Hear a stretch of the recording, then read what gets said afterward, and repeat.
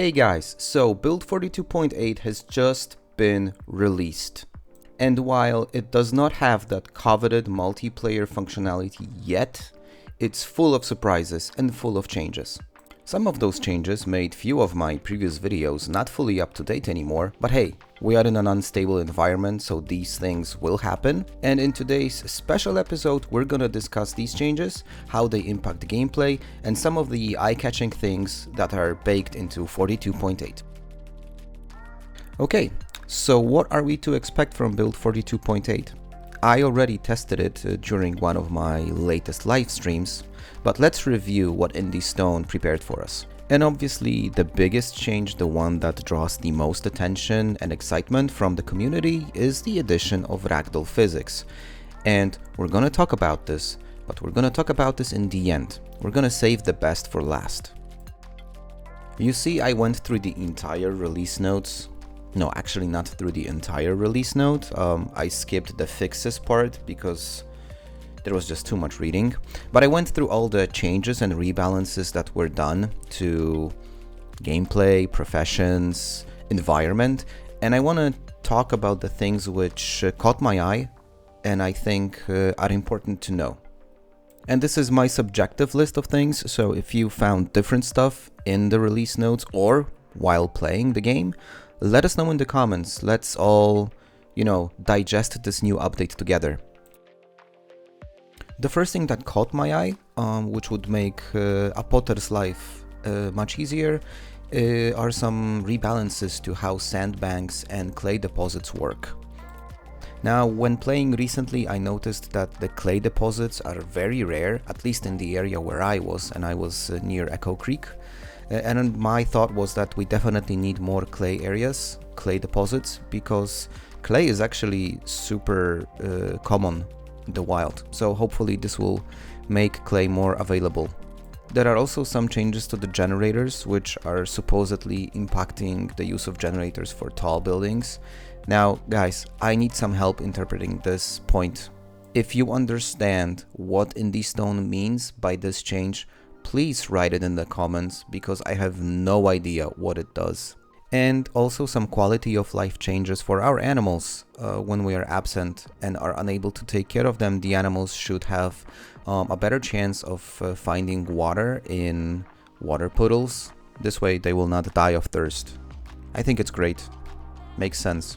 But that's not the only change the animals get. We will also have some other stuff which I find really interesting, like the addition of animal milk's powder, which will allow us to feed baby animals in case they don't have a mother. This was a thing that was commonly mentioned on Reddit, and I believe also in my comment section under the animals video. But also we will have some changes to the way that we hunt. If you guys seen my hunting video, you know I am physically unable to hunt anything, but the changes that Indie Stone implements will make it even more interesting. You see, now when you hunt an animal, it's not just gonna die on the spot, it will actually flee injured, and you will need to follow the animal in order to find the body and, take it. So I think that's an interesting change. It will add a bit more immersion to the hunting process.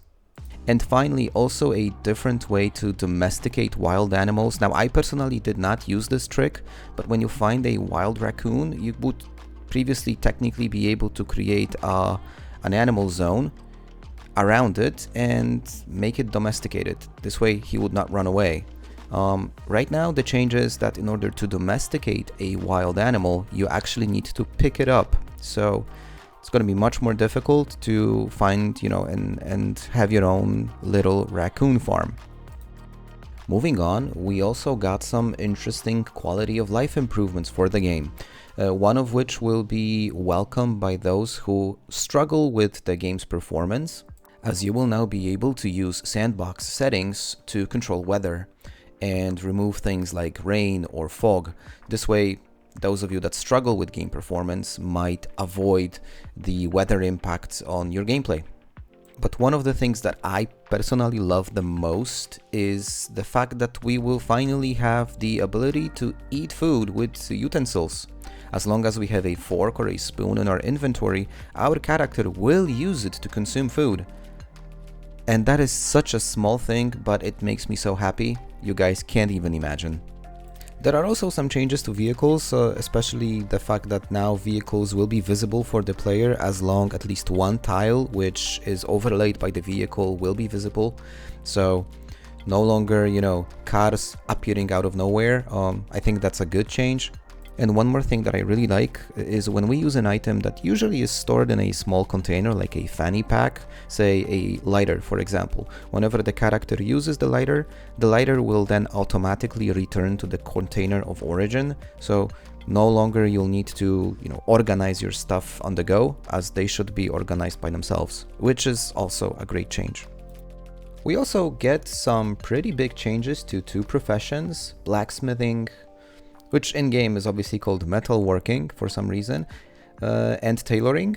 Now for blacksmithing, one thing that I totally love is the fact that they finally added a missing recipe to craft a carpentry chisel, something that I was, in one of my previous playthroughs, looking for weeks and I could not find.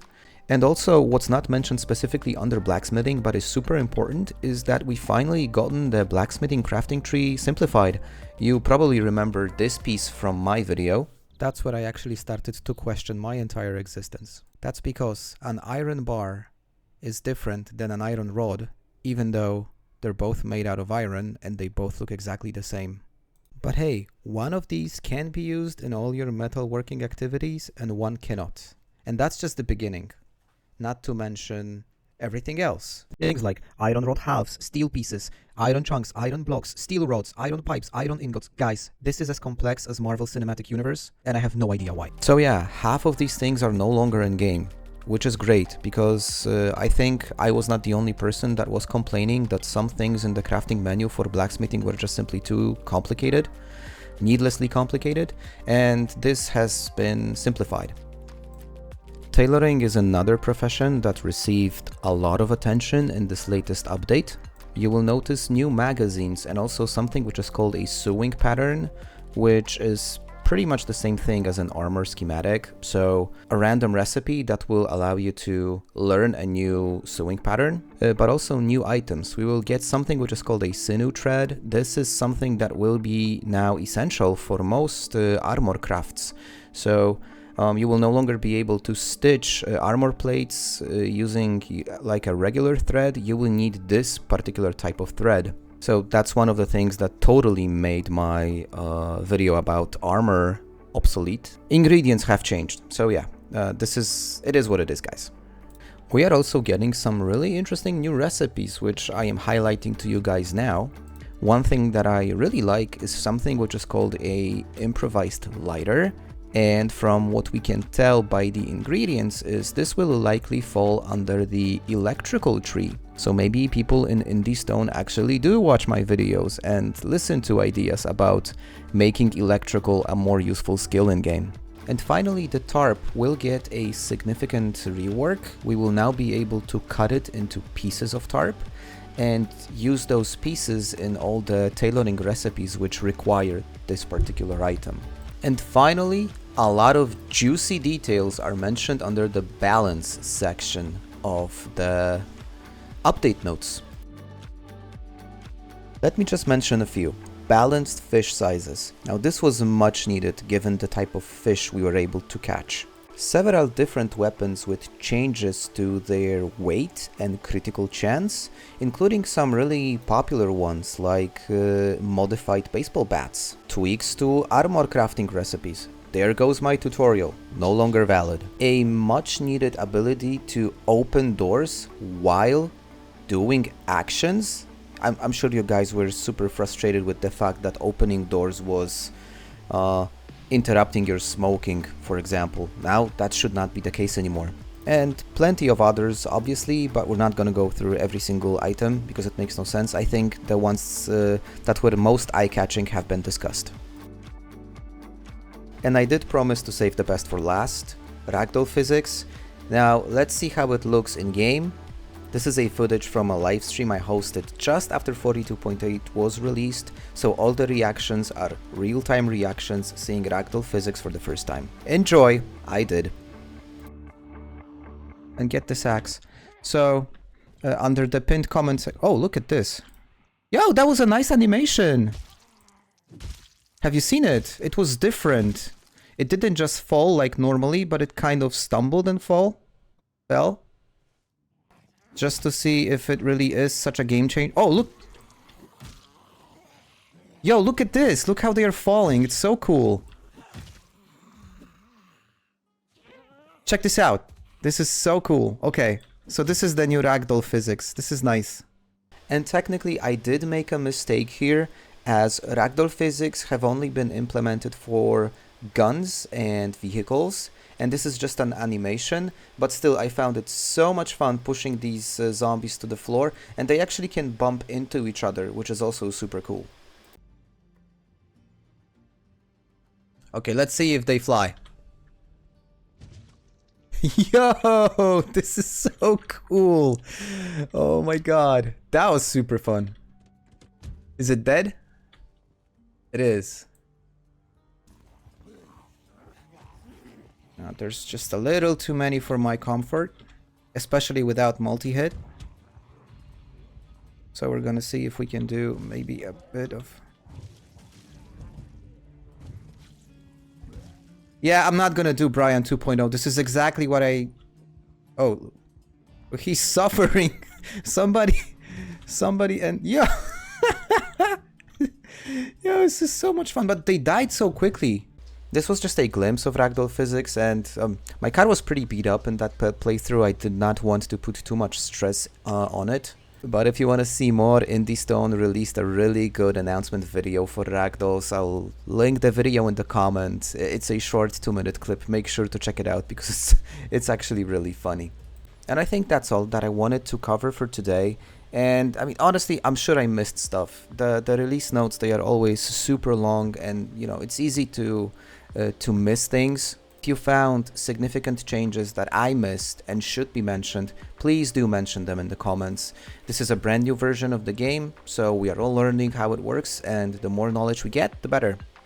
If you want to stay up to date with anything that I'm doing, and if you want to have influence on the topics of the upcoming videos, make sure to join my Discord community. That's where all the behind the scene magic happens. And I honestly hope you liked this special episode related to the 42.8 release. The regular masterclass schedule stays untouched. There will be one more video this week, I hope. And that's pretty much everything for today, guys. Thanks for staying with me. Thanks for all the support. And as always, I'm Gertrix. Cheers, guys.